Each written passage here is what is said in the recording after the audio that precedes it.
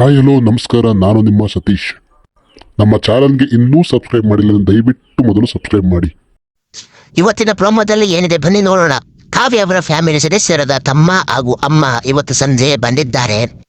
ಆದರೆ ಕಾವ್ಯ ಅವರಿಗೆ ಕೆಲವು ಟ್ರಿಕ್ಸ್ ಹೇಳಿಕೊಡೋ ಭರದಲ್ಲಿ ಕಾವ್ಯ ಅವರ ತಮ್ಮ ಅಂಡ್ ಅಮ್ಮ ಇಬ್ಬರು ಸೇರಿ ಬಿಗ್ ಬಾಸ್ನ ಮೂಲ ನಿಯಮವನ್ನು ಮುರಿದಿದ್ದಾರೆ ಎಂಬುದು ನಾವು ಇಲ್ಲಿ ನೋಡಬಹುದು.